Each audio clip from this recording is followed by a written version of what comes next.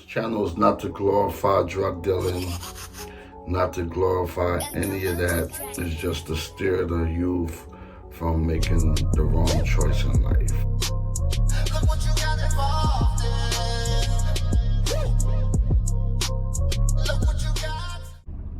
What's up? What's up? What's up? It's your boy Warbucks. Welcome to my channel. Welcome to my channel. Welcome to my channel. Yo,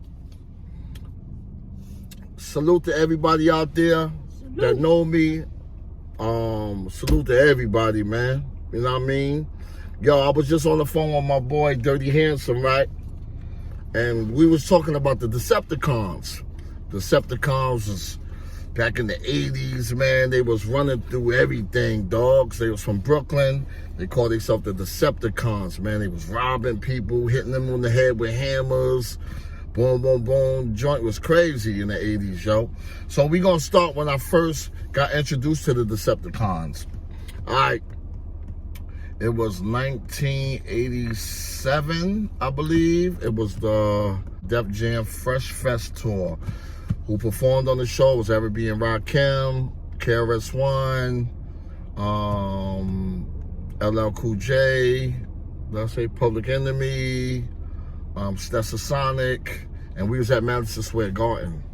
And it was 1987, the Fresh Fest tour. I believe I'm saying it right, the Fresh Fest tour, yeah. So it was me, my brother Reg, my cousin Cisco, and my cousin CKO, Cool Kid Oscar. All right. He told us about the Fresh Fest tour. He's like, yo, I just got tickets for us for the Fresh Fest tour. I never been to a concert before this with artists performing in an arena. Like, I've been to shows, I've been to clubs, I've been to stuff like that, but never in an arena. And this was the Garden, Madison Square Garden, where the New York Knicks play. And I was a big Knicks fan. I'm still am a Knicks fan, but, you know, right now we going through some, you know what I mean, whatever we going through, you know what I mean, but, you know, we gonna be all right, the Knicks gonna be all right. So basically, we was at this concert, everybody performing. You see like 300 people, like we sitting in the audience, we see 300 people running around, robbing dudes, and you just see it. I can see it. They just running around, yelling Brooklyn, boom, boom, robbing dudes, hitting them with hammers and all that. It's the Decepticons. So basically, they made their way around the arena, and we were sitting there, and we was all jeweled out, Tim's hat, you know, troop jackets back then. What else? We was looking fly, you know what I mean? Because that's what we do, you know what I mean? We young, we teenagers, we looking fly. So basically, they was coming around, and I remember I was nervous, but I was holding my composure like, yo. So what happened was they saw these two white boys. It's sad to say, but they saw these two white boys. White boys was iced out Jew. They was young like us, but they was white, but they had jewelry. Man, these Decepticon dudes took these dudes out of their clothes, dogs. And we're sitting right behind them. So I'm like, oh, please, God, please, I hope they don't notice us with the jewelry on. But I guess it was so many black people in the audience where we just blended in. And these white boys stood out. So, man, they didn't wash them. Man, they took all their clothes off. They took their jewelry while the concert's still going on. Like, I forgot who was performing, but the concert's still going on. You know what I mean? Security, nobody stopped it because there was 300 Decepticons. What is security going to do against 300 Decepticons from Brooklyn? You know what I mean? So basically, they robbed them dudes, got out of there. We continued to watch the show, the concert, and then we left. That was my first encounter with the Decepticons. Fast forward, a couple months later, I'm in Harlem with Cisco, Steve, and me, right? So we woke up that morning. They got dressed. You know, I had the same clothes on from yesterday when I was in school. So at this time, I still live with my mother in the Bronx. Remember I told you in the last video, I was going back and forth from Harlem to the Bronx. I was hustling in Harlem and going to the Bronx to change my clothes and sleep there. You know, I had to be home at 8:30. So basically, We woke up this day. We about to go to school. Well, they about to go to school because I'm going to the Bronx, Webster Avenue, 170 Webster in the Bronx. You know what I mean? Butler House is one of the roughest projects in the Bronx at the time. It's still up there. You feel me? Like, just go do your history. Butler House is 170 Webster Avenue. I lived in building 1368, apartment 8K. You know what I mean? So I went home. They went to school. Cisco and Steve went to school, Julia Richmond High School. I went uptown to the Bronx, got dressed. My moms was screaming at me like, what are you doing here? You supposed to be in school, blah, blah, blah, blah, blah. I'm like, yeah, Mom, I know. I'll just be late, whatever. So I went up, changed my clothes, got dressed and everything, took my shower, changed my clothes, you know, did what I had to do because I'm going to school. So I left my mom's house, jumped on the 41 bus, and take me down to 149th Street in the 3rd Avenue, 149th and 3rd Avenue. I take the train one stop to 149th Street and Grand Concourse, go upstairs, take the number 4 train to 86th Street, then go upstairs on 86th Street. I take the 6th train, 2 stops to 68th Street and Lexington Avenue, Hunter College. Because Julia Richmond is on 68th and I believe 1st Avenue. So basically I got off the train, I'm fresh, I'm walking. I look in front of me, I see a bunch of teenagers my age, you know what I mean? Probably like 30, 40 of them. So I'm thinking, oh, you know, people cut class every day. They leave school every day around this time. They go to homeroom, then they cut class, and they, you know, they go do what they got to do. So as I got closer, I noticed, like, damn, some of these dudes I don't really know some of these dudes because I was popular in high school, so I knew everybody and everybody knew me. So what happened was I'm walking past, got my school bag on, I'm looking fresh, I got the troop jacket on, I forgot what kind of outfit, it was fly, it was fresh, you know what I mean? It was lit, how these kids say today, you know what I mean? My drip was crazy, you know what I mean? Back in 1987. So basically it was fire, you know what I mean? So basically I'm walking, some little short dude come up to me. He grabbed me by my jacket, like in my shirt, this part. Was like, yo, give up the troop jacket. I'm like, what? I ain't giving up nothing. So I punched him off me. Short dude, he about this short to me. I'm like this height, and he like this short. So then he did some kind of call, like when I punched him, like woo woo, whatever he said, you know what I mean? And there's like 300 of these dudes came out the pizza shop. Like, oh, pulling out hammers and razors. So I noticed that and I started running. Yeah, some people don't know what a hammer is. A hammer, like a real hammer, not a gun. We call hammers guns in New York, but a hammer, like you banging the nail. They pulling out hammers because they was known for hitting people in the head with hammers and cutting their face. You know what I mean? So basically, I looked. I was like, "Oh man, this is the Decepticons." They start yelling, "Decepts, Brooklyn!" You know, they start yelling that. So I start running. So them dudes was chasing me. So I ran across the street instead of running straight, you know, because I saw a bunch of them on that side, you know, on the side in front of me, there was a bunch of them. So I crossed the street, I ran across the street. So I guess them dudes saw that. They started making out the Decept call and they ran across the street. They was tripping they tried to trip me. So as they hit my feet, I spun because I played football in high school. So I know how to do the spin move on dudes. You know, I was a quarterback. They hit you by the legs, you spin on them. Keep moving. So when I spit on the floor, I spit on them like a running back, like Emmitt Smith. I spit on them. Walter Payton, I spit on them. You know what I mean? My chain, I forgot. My chain was in my jacket because every night when I go home, you know, I take off my clothes, wind down in the house.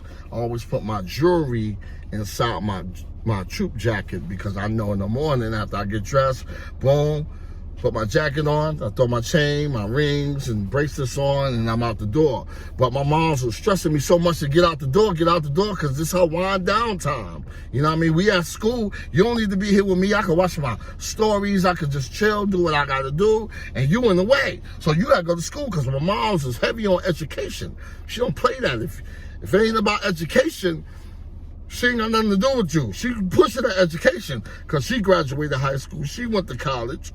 You know what I mean? So she was real about education. Old school type mom. Old school tactics. Exactly. Old school mom.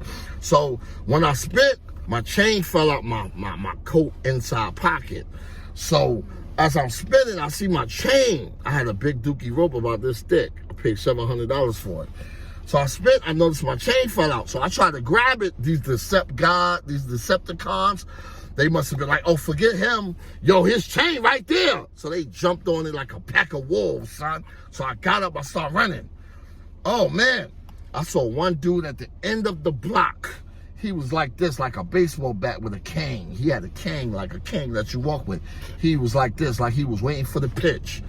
Yo, dogs, instead of me running to the side to get away, I ran right through that cane. He swung it and hit my legs. I bust right through it. Like I said, I played football before, so it ain't feel like nothing. It felt like a tackle. Like somebody tried to hit me by my legs and I kept it moving. So I'm running. I got down the block. I'm like, yo, forget y'all. You know, I didn't say forget, but I said, F you haters. You know what I mean? And come back to school. I'm the biggest drug dealer in Harlem. I'm getting money. Come back to the school. It's on. Come back at 3 o'clock. It's on. So I went in school, and everybody, because I'm usually up. So everybody like, what's wrong? What's wrong? I'm like, yo, the Decepticons just robbed me. You know what I mean? Like, word? I'm like, yeah. So we ganged up 300 people in high school together, because everybody liked us. Everybody messed with us. They know we ain't mess with nobody. We was just on, messing with the girls and stuff like that. You know what I mean? We working, we getting money, whatever. And at the time when I said that, I wasn't the biggest drug dealer. I was just saying that. You know what I mean? I was working the messenger job. You know what I mean? All that jewelry and stuff, clothes I got with messenger work. You know what I mean? I was 16 years old. You know what I mean? So went to the school, told them, boom, we gathered up 300 people because we thinking they gonna come back at 3 o'clock. So we came outside 300 deep. They didn't come, they never came back. You know what I mean? Because at this time, this is the time when they was coming to Julia Richmond. They was going to all the schools. Decepticons was going to all the schools in Manhattan, and they was putting pressure on people. They was robbing people, taking them out their clothes, taking their jackets, if you had something for them that they needed, that they could go pawn or wear or sell, they gonna get you. Decepticons was real, man. That's real. Decepticons is no joke, dogs. And you ain't want to get jumped by them dudes or cut in the face or get hit in the head with a hammer. You didn't. So we gathered up our 300 people in school, 3 o'clock, everybody came out. We waiting for them, They never came to the school. So we said, yo, we gonna go look for these dudes. We know these dudes is on the train. You know what I mean? We know these dudes is on the train, running around, doing what they do. So we rode everywhere on the train. We went to the Brooklyn. We rode the A train to Brooklyn, because we know they be on the A train and the C train and all that. So we rode to Brooklyn, couldn't find them. We rode all the way to the Bronx, couldn't find them. Coming back downtown, we saw them. We like, oh, what's up, what's up, what's up? And they like, oh, what's up, what's up, what's up? So then, instantly, our 300 dudes, they 300 guys, we was fighting. It was fighting. Some dudes was getting shanked. I saw it with my own eyes. It was crazy. Some dudes was getting hit in the head. Our dudes was hitting them dudes in the head. It was crazy. Then 5-0 came. Everybody ran because nobody wanted to go to jail. You know what I mean? That's crazy to me, though, that black people will fight each other, but when the cops come around, they want to run away. You know what I mean? Everybody running away. And that's crazy to me. You know what I mean? So it's just crazy. So that was my encounter with the Decepticons, you know what I mean? And then after that, I didn't run into them no more. I didn't see them no more. I just said, whatever, that changes, whatever. I went out. worked a few more weeks, and got me another one. That's how it was when you were 16 years old in the hood, you know what I mean? You just go get another one. It is what it is, you know what I mean? So that was my first encounter, and it's crazy that the Decepticons, I saw them at Madison Square Garden. Months later, I ran into them because they was terrorists, man. Them Brooklyn dudes was terrorists. Decepticons was no joke, man. Decepticons was no joke. Back in the 80s, 1987, when I got, you know, well, technically they didn't rob me. They tried to rob me, but then my chain fell out, you know what I mean? So I guess that was this God, so they won't jump on me. You know, they let the chain go, and then they just headed for the chain, you know what I mean? But they got that. It's nothing. We went out, bought another one a few weeks later, and that's my story about the Decepticons, and this is going to be in my book. You know what I mean? That's going to be in my book. The Music Saved My Life. It's all in the book. It's coming soon. And my Cash App, you know, it's right here, man. Right there. People been sending in donations. I appreciate it. I appreciate all the donations because it helps out. That's my Cash App right here. Cash App, $, Warbucks 113. $, WARBUX 113. What happened? Tell them why. Tell them why? Because it's showing love, and I appreciate the love. People been sending me Cash Apps too. That's crazy that I just put that in the world, and people is sending me Cash Apps, and I appreciate it. Oh man, you just don't know. I appreciate it. Soy is my channel. Soy Gang, Soy Gang, Soy Gang, and the soy is for Save Our Youth Gang. You know what I mean? See, I got my son right here. We saving the youth. That's why I'm telling these stories. Yeah, he a twin. So I'm telling these stories to save not only my sons, but other sons out there in the world. That's going to sons or daughters that's steering that wrong way, right? So we can start them back up. You steer them back to the right way, because fast money is what it is. Fast money. The fast as it comes is the fastest it's gonna go. You work hard for your money, the education way, you'll be living in a different atmosphere. You know what I mean? With peace, because we live on peace and blessings, man. And I thank you for tuning into my channel, because you could have been anywhere else, but you chose to be down with me. And I appreciate all the love. Make sure my Soy Gang go crazy on the comments. Go crazy, crazy, crazy on the comments. Share, comment, like, subscribe, and hit that notification bell, man. Do all of it. Do all of it. When I hit that notification bell, so when I put up these videos, you'll be the first to get it. And it's free. And it's free. And I appreciate all my people out there in the world. I love you, I love you, I love you. Do you got anything to say, Isaac? Peace and blessings. Peace and blessings. That's how we live our life, man. Shout out to my son Isaac. Shout out to his twin Isaiah. Shout out to my daughter, their sister Tamia. You know what I mean? Because it's real. I do this for the babies, man.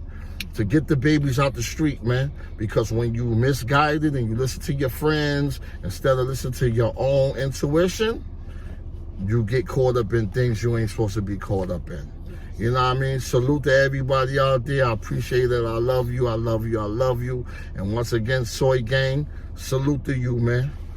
Show that strong arm. Salute to you. That's what we do. We show that strong arm when we about our business, man. And that's real. Everybody think a gangster is selling drugs, killing people, shooting people, all that dumb stuff. That's not being a gangster. You know what? Tell them what a gangster is. A game is showing up for a your gangster. Family. A gangster is showing up for your family. It's showing up for your family, man. Paying them bills, feeding them babies, clothing the babies, and being a man. That's a gangster. That's a gangster. That's a gangster. So salute to all my gangsters out there that's doing that real fatherhood duties, man. I love you and I appreciate you. Thank you. Cash App right here, like I said, I was on this side. Cash App right here. Cash App, WARBUX 113. That's Warbucks 113. And that's when I met the Decepticons and first saw them in person, in the flesh, and it's just like that. Black Lives Matter. Black Lives Matter. No, all lives matter. Black Lives Matter, because first and foremost, I'm black. But at the end of the day, we all God's children. We all God's children and all lives.